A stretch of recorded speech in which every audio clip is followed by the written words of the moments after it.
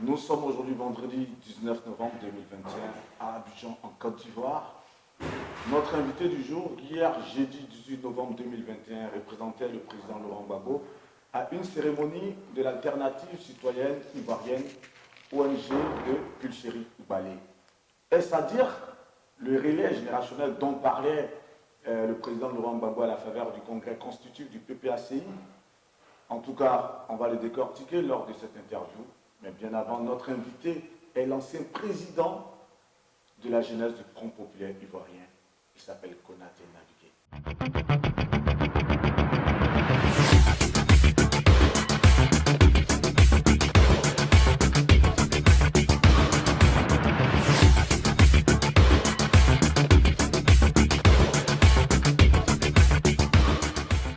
Monsieur Konaté Navigué, pour coller à l'actualité, vous avez représenté le président Laurent Gbagbo, comme je le disais tantôt dans mon introduction, hier, à la faveur d'une cérémonie de l'alternative citoyenne ivoirienne de Pulchéry Balé. Et lors de votre discours, justement, vous avez donné ces mots forts qui ont été relayés à profusion sur les réseaux sociaux. Vous avez dit, toutefois qu'il y aura des prisonniers politiques en Côte d'Ivoire, le PPACI se fera fort de réclamer leur liberté. Un mot là-dessus? Oui, bien sûr, le président du PPA, le président Laurent Gbagbo, m'a fait l'honneur de le représenter à cette cérémonie, comme vous le dites si bien. Et effectivement, on est dans un tempo de réconciliation nationale. Le président a fait l'annonce le 27 juillet quand il a été au palais de la République. Ensuite, au Congrès, il a annoncé son intention et sa volonté d'aller au-delà de tout, malgré tout, d'aller à la réconciliation nationale. Et donc, ce ne serait pas été bien compris si hier, le PPA n'avait pas de représentant à cette cérémonie. Nous sommes partis. Effectivement, nous avons demandé encore sous forme de doléance au président de la République de faire diligence sur lui-même dans un esprit de décrispation, dans un esprit de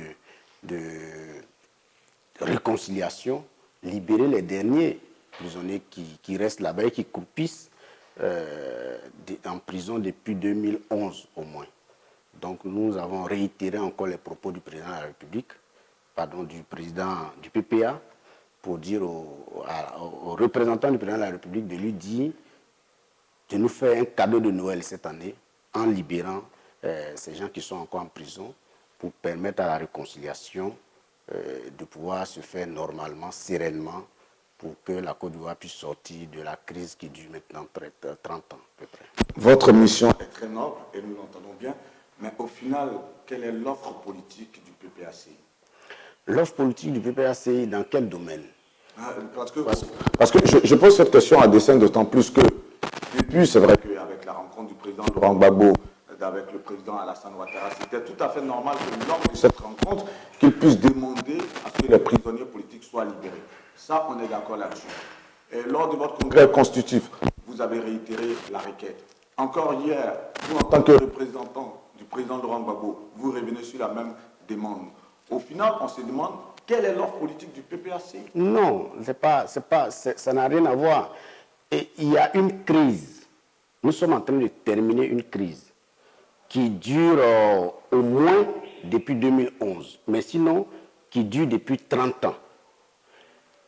Le constat est que tous les acteurs politiques, tous les acteurs de la société civile, tous les acteurs religieux veulent qu'on parte à l'apaisement et à la réconciliation nationale. De toutes les façons, comme je le disais hier, un pays qui sort d'une crise ne peut pas faire l'économie de la réconciliation. C'est pour ça qu'il y a un dicton qui dit que c'est pendant la guerre qu'on prépare la paix.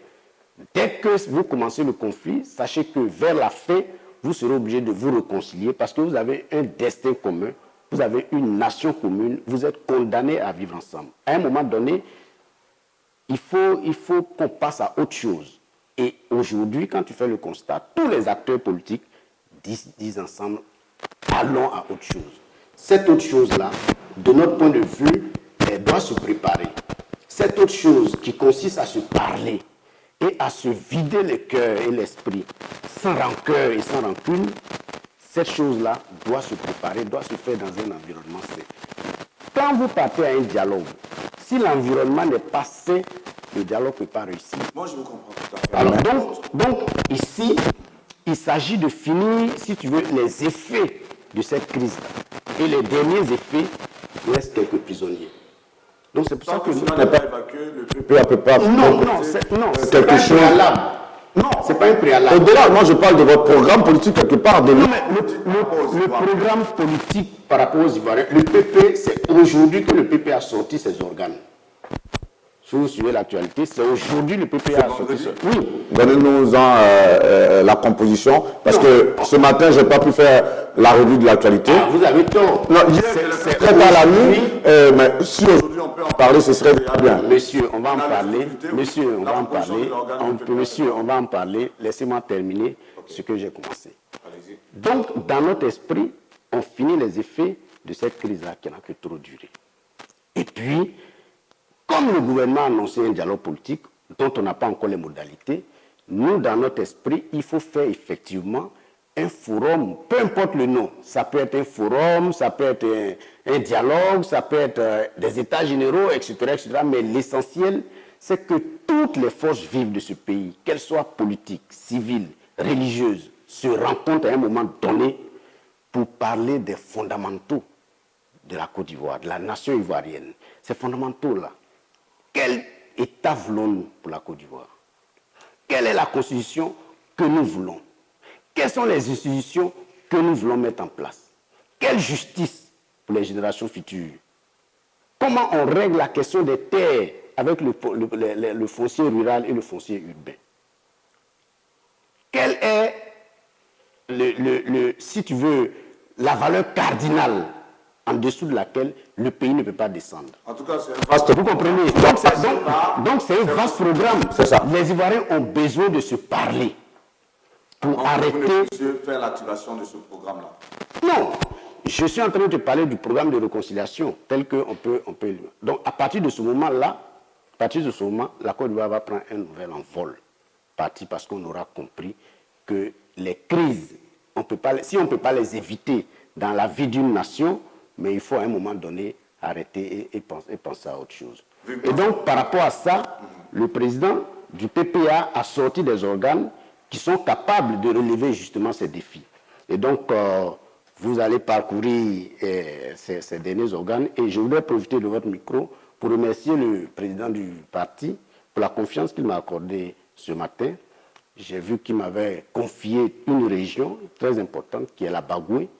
Et en tant que coordonnateur régional, je voudrais lui, à partir de ce micro, lui dire merci pour la confiance, lui dire que je vais essayer de ne pas le décevoir, parce que je sais qu'il est de ceux des leaders politiques de Côte d'Ivoire, il est parmi ceux qui pensent qu'il faut laisser la place à une nouvelle génération et les paroles avec les actions coïncident. Nous réalisons donc cette interview le vendredi 19 novembre, jour qui a vu paraître la liste des différents membres des différents organes du PPACI.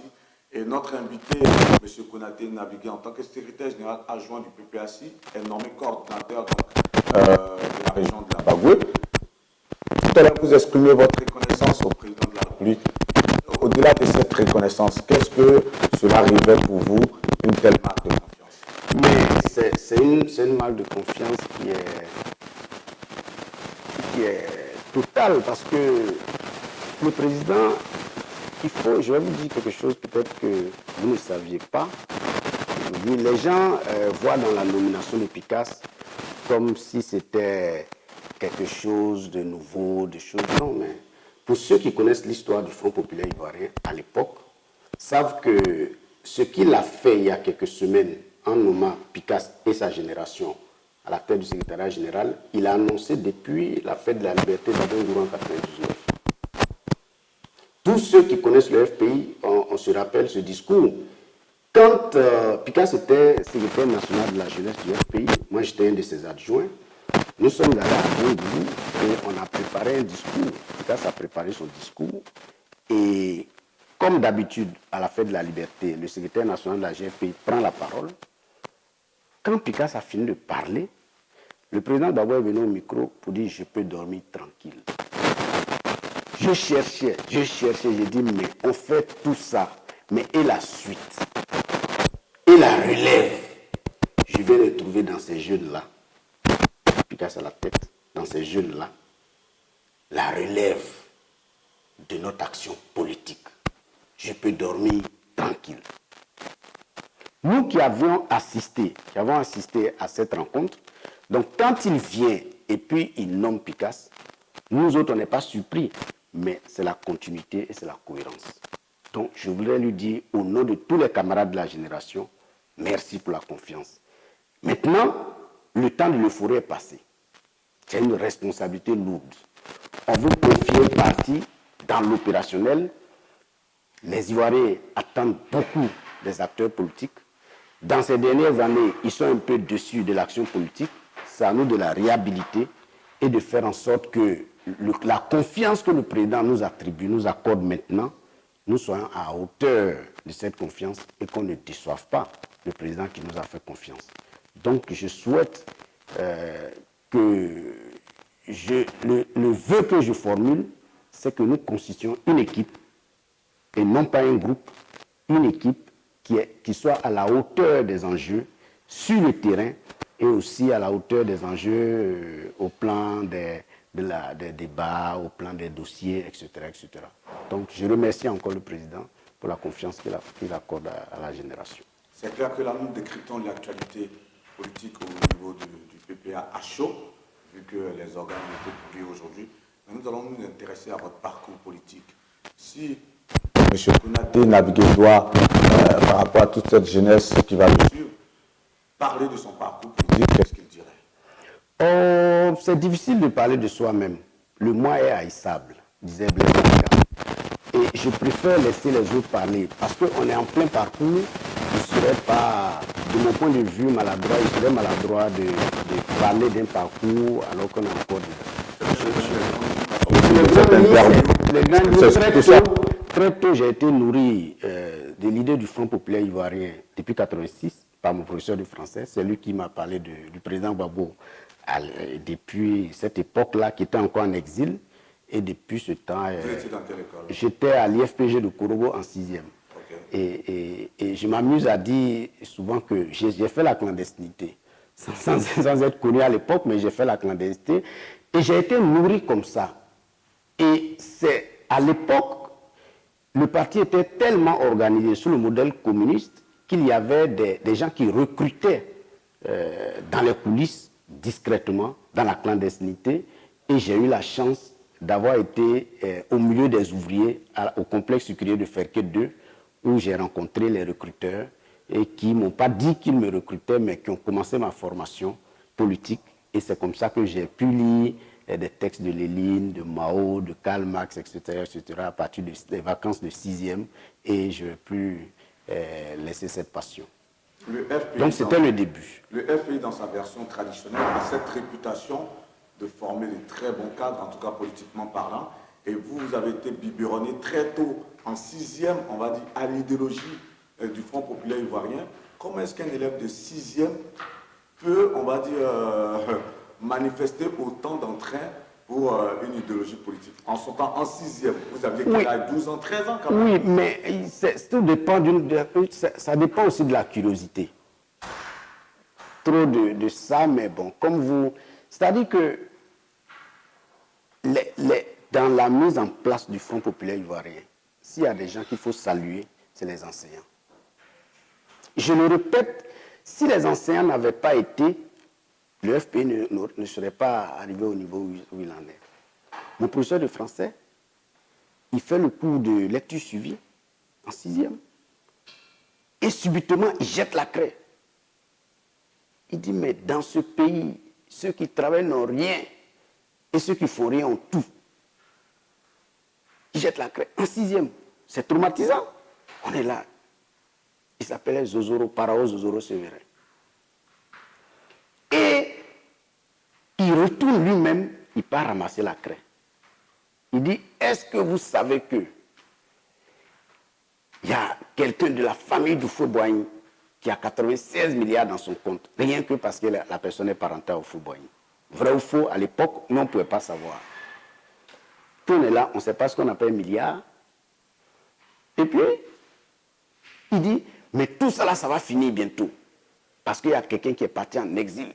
qui s'appelle Babo Laurent. Quand il va venir, tout ça, ça va finir. Et puis, il prend la craie, et puis il continue le cours. C'est vrai que vous n'avez pas parlé de ça, mais c'est tellement bon à savoir. Mais, et excusez-moi, ce sont ces genres de témoignages qui nourrissent les générations que nous nous servons au travers de notre média. C'est très important. Et ce que vous dites est tellement révélateur de ce que, comme on a eu à le dire, l'implémentation du FPI s'est faite donc de par des circonstances, des enseignants, des ouvriers, voilà, des enseignants, mais vraiment le voilà, avec des syndicats très forts en son temps, comme le SINARES, qui ont été quelque part, on va dire, des espaces de formation. Merci. Des espaces aussi pour diffuser l'information du FPI. Donc c'est bon de le dire. Moi, je ne vois pas en quoi est-ce que vous deviez vous offusquer de nous simplement. Alors, donc, quand il finit, il est 10 heures, je m'en vais vers lui. C'est là où tout commence. Je lui dis, mais monsieur, vous dites que quelqu'un est parti en exil. Exil, c'est quoi? C'est lui qui va me définir le mot exil. Il dit non, il a fui, il est parti se cacher. J'ai dit, mais chez nous, un garçon ne fuit pas. Pourquoi il fuit? Il m'explique non. S'il ne fait pas que quelque chose lui arrive, bon, mais la lutte va s'arrêter. 6e. Et il me dit, si tu veux savoir sur lui, va pas sur moi à la maison. Pour ceux qui connaissent Korogo, j'étais au quartier Soba, lui il était à Banaforo. J'ai marché 3-4 km à 13 heures pour aller chez le professeur. Il m'a fait asseoir dans l'arrière-cour. Il est sorti avec un journal de Jeune Afrique, mais plié en 4. C'était la première interview de Babo dans Jeune Afrique. Nous étions en 1986, c'est ça? Nous étions en 1986. Et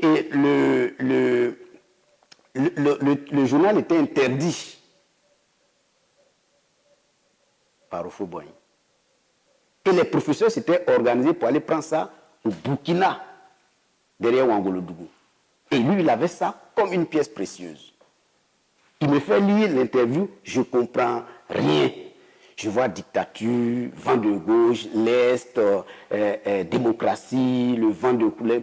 Je ne comprends rien à l'interview, mais au moins, j'ai vu celui qu'on appelle Laurent Gbagbo. Il avait des cheveux à l'époque. Je ne sais plus les dates, je peux me tromper, mais je veux raconter. Mais bien sûr. Je n'élève ce militantisme qui est resté jusqu'à ce jour. Nous sommes en mars 86 et je dois aller en Pâques au complexe sucrier de Feke où était mon frère. Je partais passer les vacances chez lui. J'arrive là-bas et l'équipe de recrutement dont vous parlez, et les gens m'en parlent, les gens ils me parlent de l'équipe parce que je suis parti leur dire que j'ai vu Gbagbo. Quand je suis arrivé, je dis à mes frères, j'ai vu Gbagbo. Et puis j'ai raconté l'histoire que j'ai vue. Oui, les journaux, oui. Et c'est comme ça que derrière moi, ils me mettent en contact avec, ils mettent les recruteurs en contact avec moi. Donc on s'en va s'asseoir dans un bar, et puis bon, ils me parlent de la gauche, Lénine, Mao, Karl Marx. Et comme c'était dans les programmes scolaires, on entendait parler ces noms-là, donc ça m'a permis de rentrer en contact intellectuel avec ces auteurs. Et ça, c'est à 86 et puis 87, hein, je ne me rappelle pas les dates et les trucs exactement, mais jusqu'en 87, ça a duré. 88, jusqu'en 88. Et un jour, je suis assis au salon, le journal de 20h, on dit Babo Laurent de retour. Mais c'était, j'ai sauté comme ça. Dit, oui, mon professeur m'avait dit qu'il allait revenir. Mon professeur m'avait dit qu'il allait revenir. Voilà Babo. Il était venu avec Bala Keïta. Et le Oufoué-Boigny les avait reçus. C'était une audience avec Oufoué-Boigny. Tu vois, nous sommes en septembre 88, je crois. Et 89, les mouvements vont commencer à Yopougon, etc., Oufoué, voleur, etc., etc. Et puis bon, en 90, le multipartisme. Donc, je n'ai pas eu autre choix que le Front populaire ivoirien. Je n'ai pas connu le mieux ici, comme ça. Ce vent du renouveau, vous le vivez comment en 1990? Vous qui déjà en 6e depuis la 6e en 86, étiez déjà dans cette mouvance politique. En 90, lorsqu'il y a le multipartisme, il y a toutes ces marches éclatées un peu partout dans le pays. Comment est-ce que vous vivez toute cette situation? Mais déjà en 90, En 90, à partir de 90-91, on rentre à la FESI. Donc il fallait exprimer cette volonté intellectuelle-là sur le terrain. Et la FESI était le creuset pour nous d'apprendre l'action, d'apprendre à parler, d'apprendre à l'organisation pratique, au-delà des théories apprises par les théoriciens.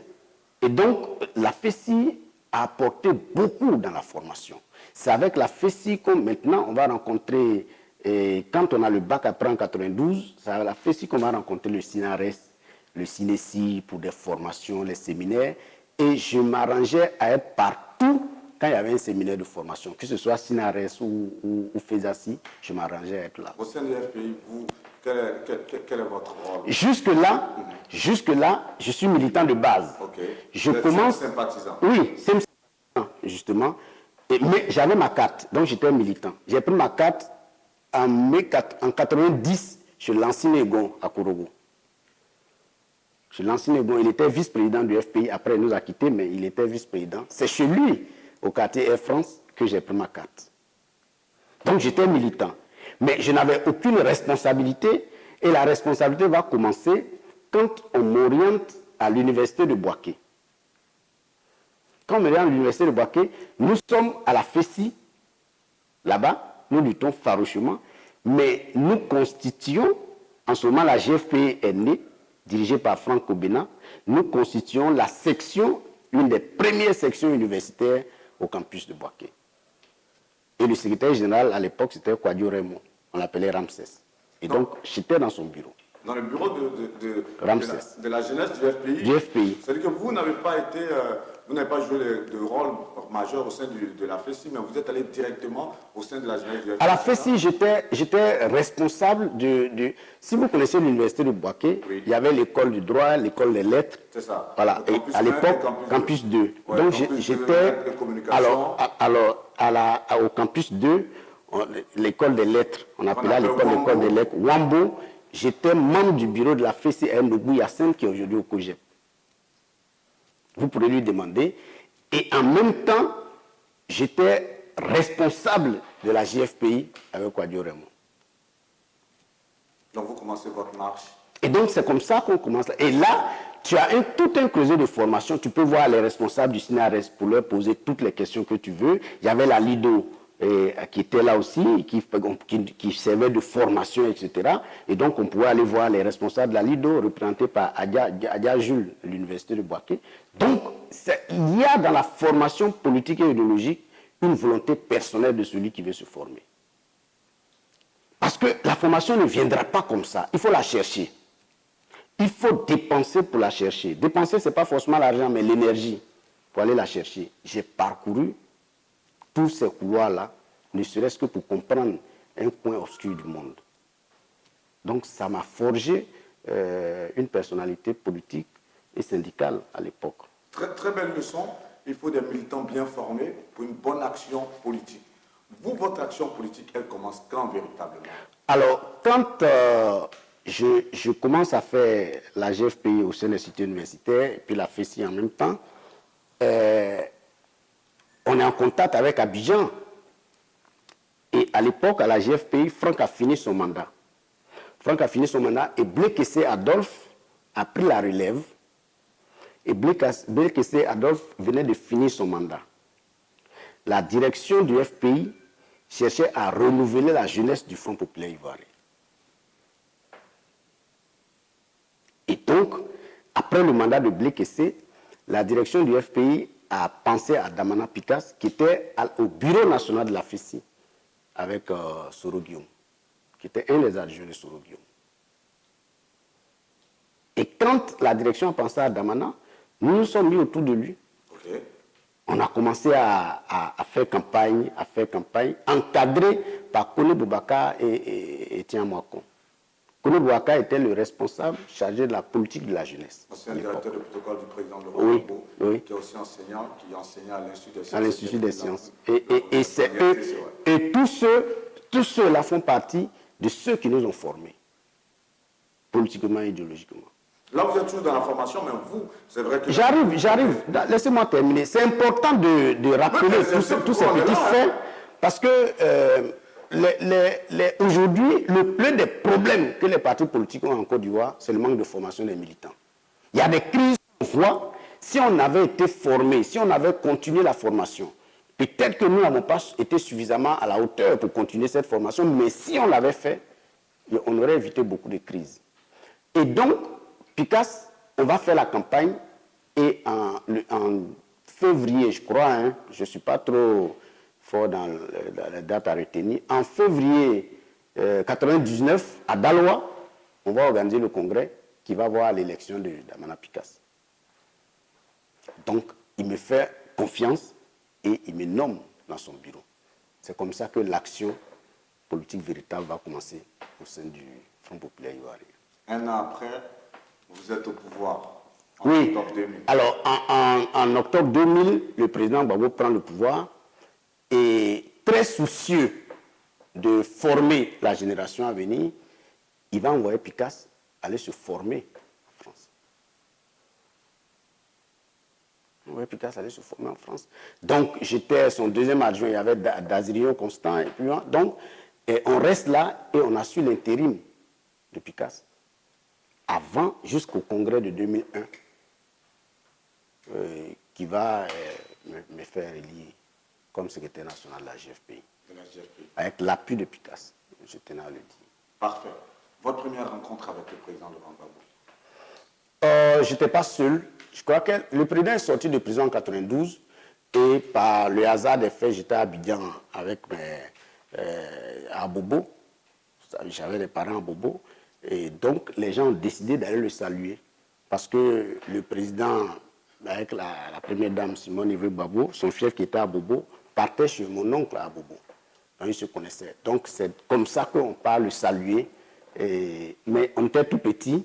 Donc, on était juste derrière, mais je n'ai pas eu ce jour-là l'occasion de lui dire de sauter et puis de faire revivre. Mais au moins, c'était une fierté d'avoir rencontré celui dont on m'a parlé depuis 86. Ça, c'était en 92. 92. Quand il est sorti de prison, le 18 février 92, après quand il est sorti de prison, les délégations passaient le saluer. C'est comme ça que pour la première fois, je l'ai vu comme ça. Mais après, quand PICAS fait son bureau, il était secrétaire général du parti à l'époque, avant de devenir président du parti. Donc, c'était presque tout le temps qu'on le voyait au cours des rencontres. Si on voulait le rencontrer, on partait le rencontrer au siège. Et donc, c'est comme ça. Vous, votre première rencontre formelle avec le président Laurent Gbagbo, où vous accordez un tête-à-tête avec lui, c'est à quelle occasion? Il y a eu tellement d'occasions que non, je sais toute plus. Première. La toute première, vraiment, je ne peux pas mentir, je ne sais plus. Mais il faut que je refouille. Mais je sais qu'à l'époque, le président, il aime recevoir. Il aime recevoir et chaque fois qu'on a voulu le voir, on était tellement bien formés que tu ne demandes pas un rendez-vous personnel avec le président. Quand tu demandes un rendez-vous, c'est le bureau ou bien il y a votre premier responsable. Il y a une hiérarchie qui fait ça. Aujourd'hui, les gens, ils brisent tout le protocole et puis bon, parce que tu as une relation particulière avec un chef, tu sautes les autres, tu viens voir. C'est tout ça qui crée le désordre. Avant, c'était un peu réglé, quoi. Au fil de toutes ces rencontres avec toutes les délégations de votre parti, de la GFPI et autres quand même, vous avez pu, on va dire, je ne sais pas le thème en tant que tel, mais vous êtes arrivé quand même à vous familiariser au président tout de même. Mais bien sûr, surtout après la prise du pouvoir. Surtout, j'étais responsable de la jeunesse du FPI et les manifestations de la galaxie patriotique, il fallait les organiser. Quelquefois, vous avez besoin d'informations, vous partez le voir. Il vous dit, bon, s'il y a eu ça, il y a eu... Parce qu'il faut expliquer les différentes positions. On ne va pas en finir. Non, on ne va pas en finir. Mais c'est ce qu'on veut savoir, parce que on ne va pas en finir. On va pas en finir. Ce genre de choses qui sont tellement intéressantes. Oui, mais... Ces choses que vous avez pu vivre en intimité, c'est-à-dire que vous arrivez à la résidence du président de la République, vous échangez avec lui, vous qui aviez été émerveillé par l'homme depuis votre classe de 6e, et vous vous retrouvez en tête-à-tête avec lui, c'est des choses qu'on a envie de savoir. Oh, pas c'est-à-dire que je me retrouve physiquement avec lui, mais on est en 2001, 2002, à partir de 2002, on est dans une crise. OK? Donc, ce n'est pas la période choisie pour aller jouer les sentimentalismes, les choses à quelqu'un qu'on a attaqué et qui cherche les solutions. de cette crise-là. Donc quand on se voit, c'est beaucoup plus dans l'organisationnel, dit bon, écoutez, telle décision je l'ai prise parce que, mais donc s'il y a un meeting, voilà des différentes orientations.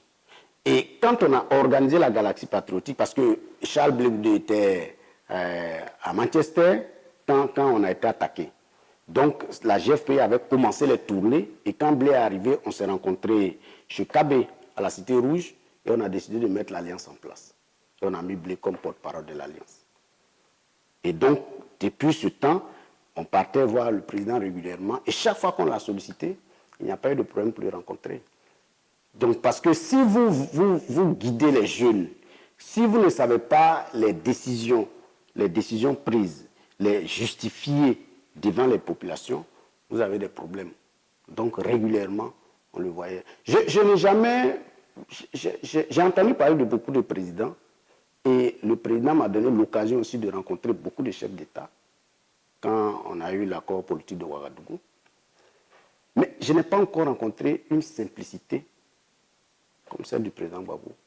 Je le dis, même une générosité. Vous êtes beaucoup plus dites lorsque vous parlez du président Laurent Gbagbo, mais les faits marquants, parce que moi j'ai envie de savoir, et je pense que ceux qui vont suivre cette interview seront d'accord avec moi, c'est pas tout le monde qui a l'opportunité d'être dans le quotidien d'un président. Ça a été votre cas. La preuve, vous avez tout à l'heure, vous avez été aussi représentant du parti en son temps lors des accords de Ouagadougou. Représentant du président Gbagbo. Voilà, représentant du président Laurent Gbagbo à l'accord de Ouagadougou. On va revenir sur tout ça. Mais nous, on veut savoir les faits marquants. Lorsque vous avez rencontré le président Laurent Gbagbo à des occasions, que vous pouvez nous faire partager là. Mais je ne sais pas comment je partage sans que vous ayez vécu les scènes. Justement, à partir de votre récit, nous, on pourra vivre ces scènes. Oui, mais il est comme il est. Comme tous les Ivoiriens le connaissent, la simplicité. Je vous donne un exemple tout simple. Par exemple, à une date formelle, vous arrivez à la résidence, c'était à telle occasion, vous avez échangé avec le président sur tel ou tel sujet. Je ne parle pas des réunions de crise ou des choses qui engageaient la vie de la République, mais où vous avez pu quand même, on va dire, partager de petits moments conviviaux avec le président. Vous les partagez comment? Vous les partagez avec le récit. Par exemple, on rencontre le président et puis le président, pour répondre à une de vos préoccupations. Franchement. C'est-à-dire que vous êtes avec le président, vous voulez savoir quelque chose sur un coin du monde. Par exemple, si vous lui demandez l'histoire de l'Europe, vous lui posez la simple question, président, pourquoi tel pays a fait ceci, tel chose, le reste c'est un cours d'histoire. Et comme moi, j'adore ce genre de choses. Entre autres choses, dit le président, pourquoi à tel moment il y a eu ça, il y a eu ça. Il vous explique une guerre mondiale. Vous comprenez? Par exemple, un jour, je lui ai dit, mais s'il avait un homme politique qu'il aimait beaucoup, il m'a dit Mitterrand. Vous comprenez? Mais je veux dire, ce n'est pas mon camarade. C'est vrai qu'il m'a choisi, je suis parmi ses fils, mais ce n'est pas mon camarade. Donc, quand tu poses une question à un président de la République, il y a la manière, il y a l'élégance et puis il y a le respect. Mais il est simple, d'une simplicité pas possible et d'une générosité débordante. Vous avez lâché le mot, vous faites partie de ses fils. Qu'est-ce qui a milité à cette sympathie qu'il vous accorde depuis toutes ces années?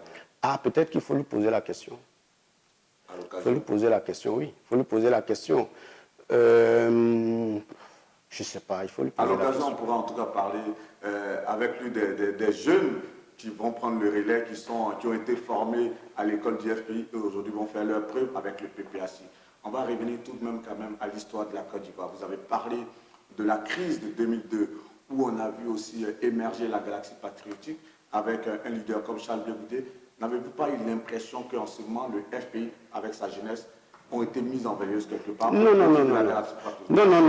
Et beaucoup ont eu ce sentiment, mais moi qui ai vécu les événements, il faut restituer les faits. Quand on est attaqué, le premier jour, le lendemain, et Akoun est témoin, je l'appelle, je dis, bon, il faut qu'on sorte. Il faut qu'on sorte, parce qu'on ne peut pas. Et j'étais à Yopougon. On ne sait pas comment sortir. Donc, on a commencé à siffler dans les rues. Et il faut dire merci à l'ancien fédéral de Yopougon, Lazare, comment il s'appelle le fédéral Lazare, oui, oui. Oh, mais il a son nom. On va dire l'ancien fédéral de Yopougon. Par exemple, s'il y a les son prénom, il saura de quoi on parle. Alors, c'est Lazare qui nous donne sa voiture pour sillonner les quartiers de Yopougon, pour appeler à la résistance. Zaba Lazare, c'est son nom. OK? Donc, nous, en tant que jeunesse du parti, on commence à tourner dans les quartiers. Et on a fait un programme, on a fait le tour des communes d'Abidjan, avant que Blé Oudé n'arrive. Donc, quand Blé arrive, le secrétariat général du FPI se réunit. Quand on a commencé à travailler, avant la mise en place, quand on a commencé à mettre l'alliance en place, le secrétariat général du FPI se réunit. Et puis, on me demande, moi, comme c'est le FPI qui a été attaqué, il faut élargir les bases de la résistance, de me mettre en retrait et de mettre la société civile en avant. Le même secrétariat général va dire la même chose à Marie-Odette, qui se met en retrait et qui met l'organisation des femmes dirigée par Brogrébé en avant. Donc c'était au cours d'une réunion, ça a été décidé. Donc nous qui avons vécu ça, moi je n'ai pas de problème avec ça. Mais beaucoup ont pensé que c'était chose. Évidemment, du parti et il fallait. Évidemment, oui, évidemment, dans la manifestation des meetings de l'organisation de la lutte, certains responsables dans beaucoup de régions s'en sont sentis frustrés. Mais ça fait partie de la lutte.